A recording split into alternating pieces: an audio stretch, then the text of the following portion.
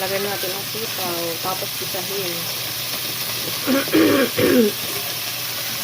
Ang huli kong ilagay ang isda.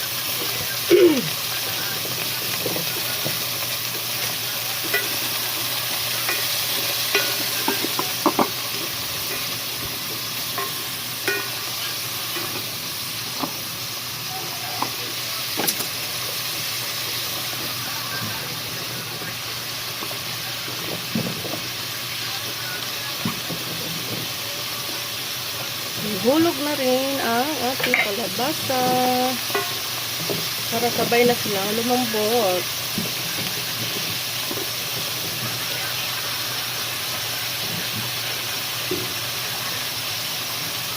Ayan.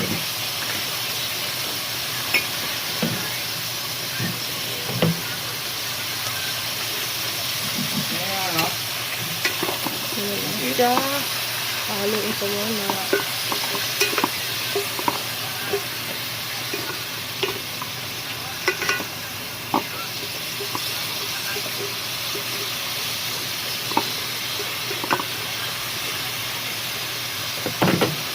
Lagyan lang natin konting tubig. Ayan. Malalambutin muna natin guys.